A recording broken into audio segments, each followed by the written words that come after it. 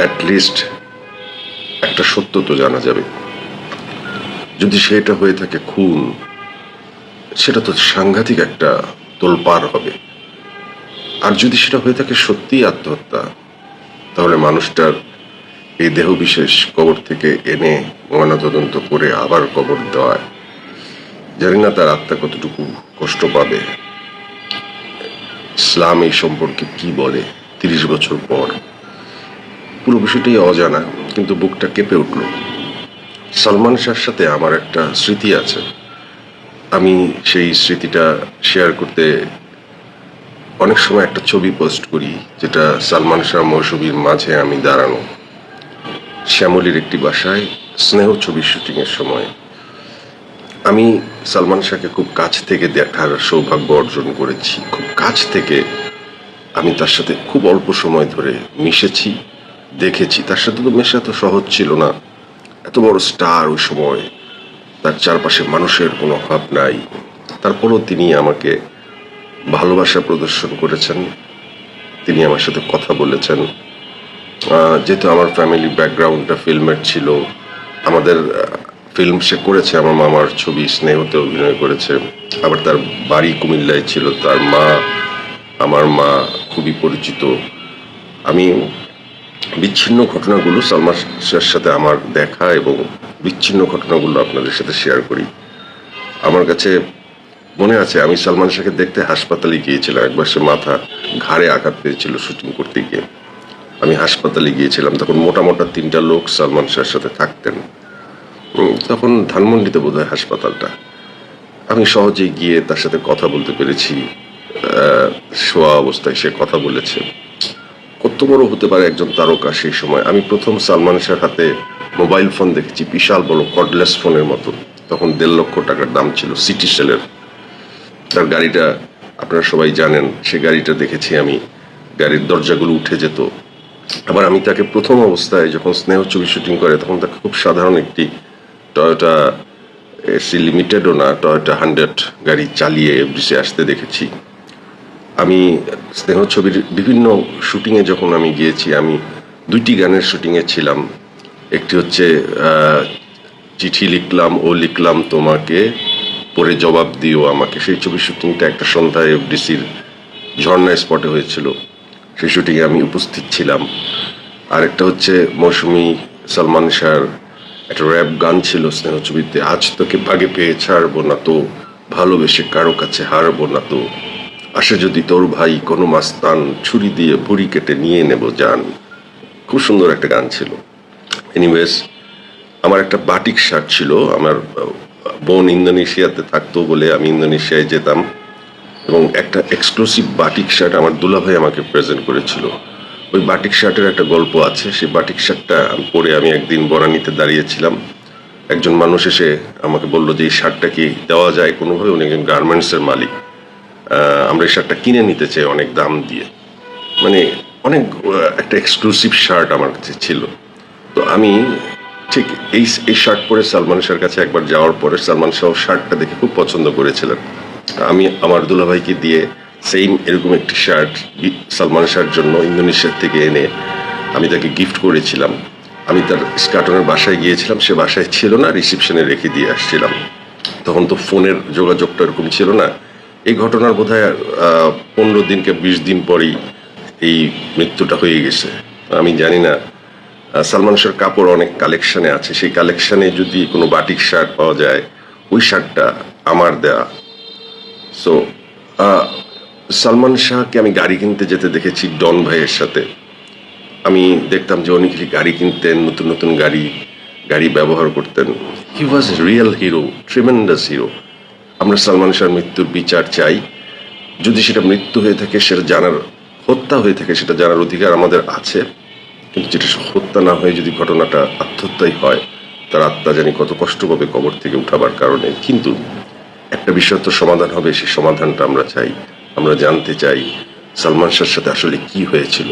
এত বড় তারকার সাথে 96 সালে বা তার ছোট্ট ক্যারিয়ারে কত বড় ঘটনা ঘটে গিয়েছিল, যার জন্য তার এই অকাল মৃত্যু। সালমান শাহর সকল ভক্তরা অধীর অপেক্ষায় আছে। সালমান শাহ আমাদের দেশে একজনই নায়ক, মান্না আমাদের দেশে একজনই।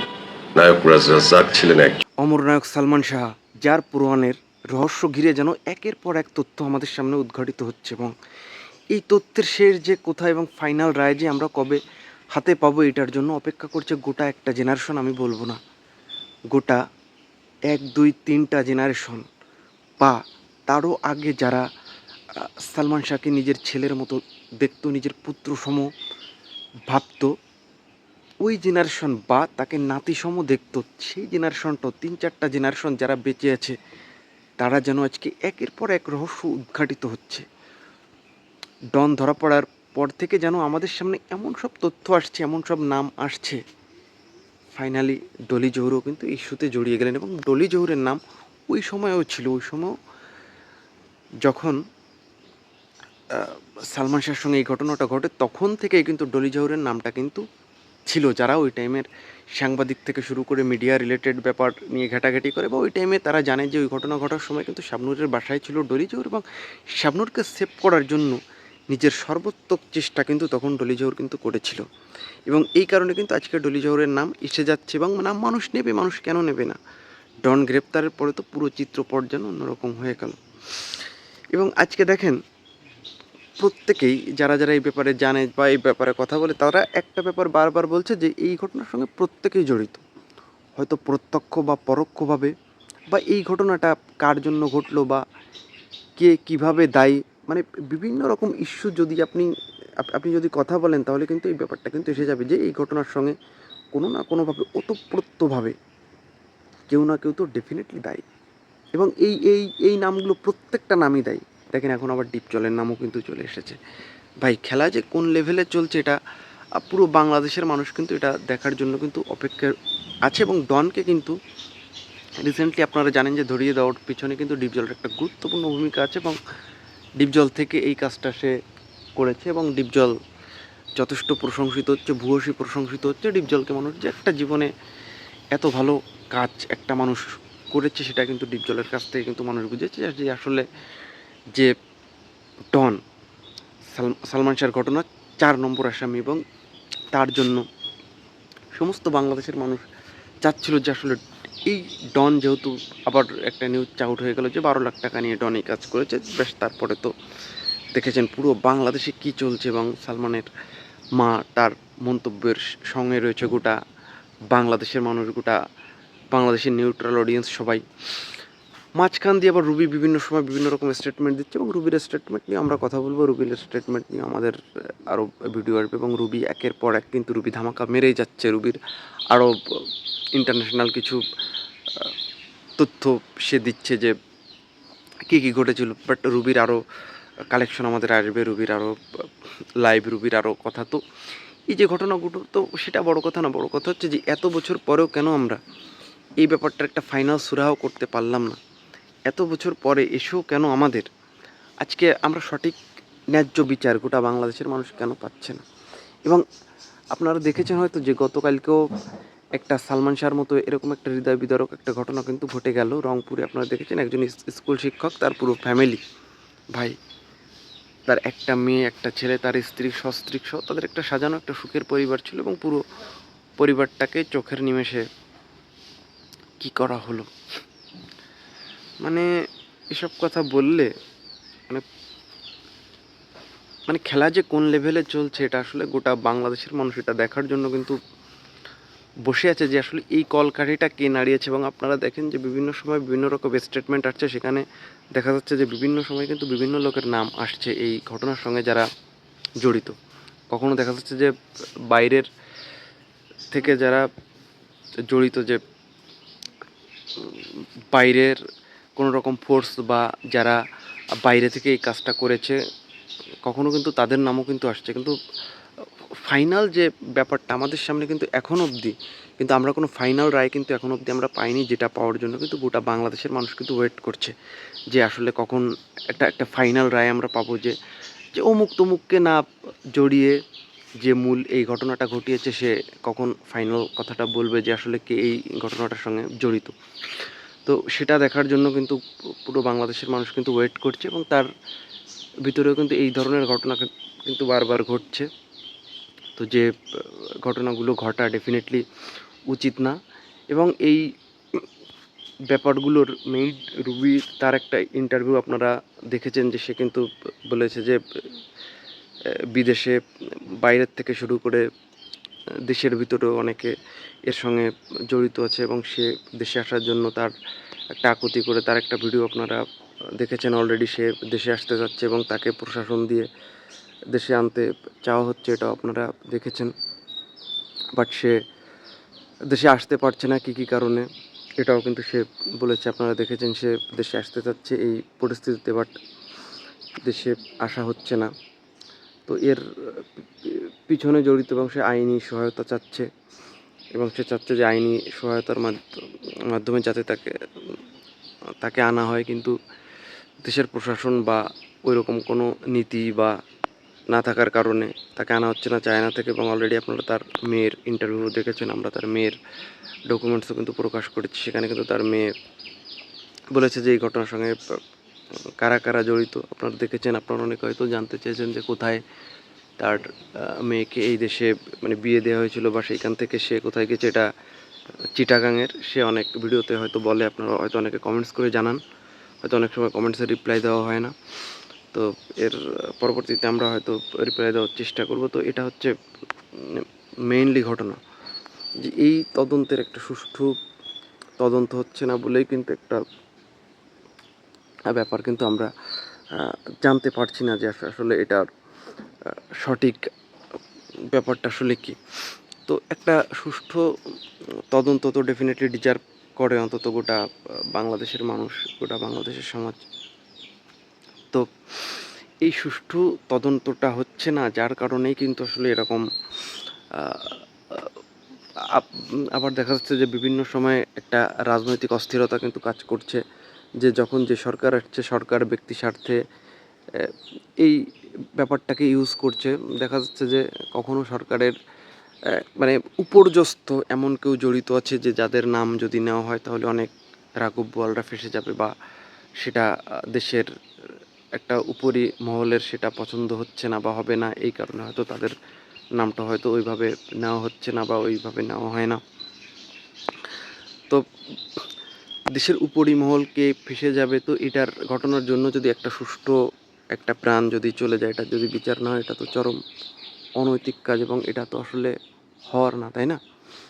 তো দেশের আবার দেখা যাচ্ছে যে অনেক সরকার যখন যে সরকার আসছে, অনেকে বলছে যে এই সরকার এই ঘটনা সুষ্ঠু তদন্ত করেনি বা ওই সরকার এই ঘটনা সুষ্ঠু তদন্ত করেনি। বিভিন্ন সময় বিভিন্ন সরকারের উপরেও দায় চাপানো হচ্ছে। হ্যাঁ, সরকারেরও কিছুটা দায় কিন্তু আছে, যে দেখা যাচ্ছে বিভিন্ন সময় বিভিন্ন সরকার তাদের সঠিক পরিচালনা করে না বা সরকার ব্যর্থ হয়, ব্যক্তিগত স্বার্থ থাকে, সরকারের কাছের কিছু লোক জড়িত থাকে, যার কারণে হয়তো তারা তদন্তটাও সুষ্ঠুভাবে করে না। তো আজকে দেখেন একের পর এক মিডিয়া রিলেটেড মিডিয়া ব্যক্তিত্ব তারা একের পর এক মুখ খুলছে, তারা তাদের মূল্যবান বক্তব্য রাখছে, তাদের ফিলোসফিতে তারা যে ব্যাপারটা জানে বা যে ব্যাপারটা তাদের মনে হয় তারা বলছে। তারা যে কতটা সঠিক বা তারা কতটা বেঠিক এটারও কিন্তু এখন অবধি কিন্তু কোনো কিছু কিন্তু বলা যাচ্ছে না, যতক্ষণ না অবধি ফাইনাল কোনো রায় আমাদের কাছে আসে। তো আমরা সবাই চাই যে এটার একটা ফাইনাল একটা রায়, এটার একটা ফাইনাল একটা বিচার হোক। তো এটা আসলে হতে হতে যে মানে একটা জেনারেশন হয়তো দেখে যেতে পারবে না, বা হয়তো একটা জেনারেশন দেখে যেতে পারেনি, বাট আইনের প্রতি প্রত্যেকেরই একটা শ্রদ্ধাশীল, হ্যাঁ, আইনের প্রতি প্রত্যেকেই অত্যন্ত গুরুত্বপূর্ণভাবে আইনের প্রতি মানুষ বিশ্বাস করে, আইনের প্রতি এখনও মানুষ শ্রদ্ধাশীল, এখনও মানুষ আইনকে মানে, যার কারণে কিন্তু এখনও মানুষ ওয়েট করে বসে আছে যে এটার একটা সুষ্ঠু একটা সঠিক একটা তদন্ত হবে। বাট কবে হবে এবং কিভাবে হবে এটাই কিন্তু এখন একটা গুরুত্বপূর্ণ ইস্যু হয়ে দাঁড়িয়েছে, যে মানুষ এটার জন্য ওয়েট করছে, গোটা বাংলাদেশের মানুষ, এবং সেটার জন্য কিন্তু সবাই ওয়েট করে আছে, আমরা ওয়েট করে আছি। এবং আরও অনেকের স্টেটমেন্ট আমরা দেখব এবং সেই স্টেটমেন্ট অনুযায়ী আসলে আমরা দেখা যাক কী হয়।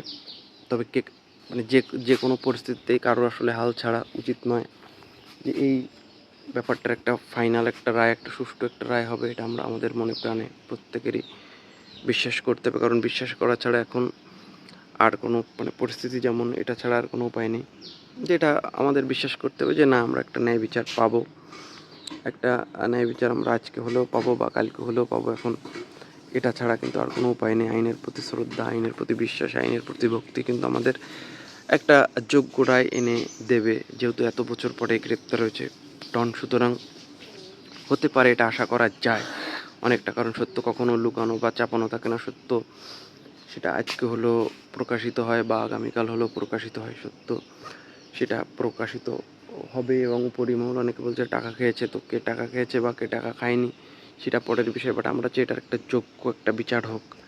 হ্যাঁ, এটা আমরা চাই এবং এটার যোগ্য বিচারের আশা সবাই চাচ্ছে এবং এটা হওয়া উচিত মাঝখান দিয়ে। তো রুবির ইন্টারভিউ আপনারা দেখলেন। রুবি আসলে সে এক এক সময় হয়তো এক এক কথা বলে, আপনারা হয়তো এটা অনেকে হয়তো মেনে নিতে পারেন না বা অনেকে অনেক রকম ব্যাপার দেখেন, কিন্তু তার জায়গায় তার পরিস্থিতিতে যদি আপনারা দাঁড়ান তাহলে আমি বলবো যে তার জায়গায় সে থেকে সে এটা বলছে, হয়তো তার পরিস্থিতির শিকার, সে তার ফ্যামিলির কথা ভাবছে, তার ছেলে মেয়ে, তার সব নিজের ব্যক্তিগত ব্যাপারের কথা ভেবে হয়তো সে এই ধরনের সিদ্ধান্ত নিচ্ছে বা এই ধরনের কথাগুলো বলছে। কিন্তু সে 8 নম্বর আসামি যেহেতু তাকে দেওয়া হয়েছে এবং সে জানে সে অনেক কিছু, এবং তার কথা তার স্টেটমেন্ট অনেকটাই ধরে নেওয়া উচিত। এবং সে যদি আসে দেশে এবং এসে মনে হয় যে আসলে তার সঙ্গে আসলে কথা বলে বা তাকে মানে সে যা যা জানে সেগুলো তার কাছ থেকে শুনে আসলে একটা রায় নেওয়া উচিত বলে মনে করি। তো এই ব্যাপারে আপনাদের মূল্যবান মতামতটি ডেফিনেটলি জানাবেন। দেখা হচ্ছে নেক্সট কোনো ভিডিওতে আমাদের সঙ্গে।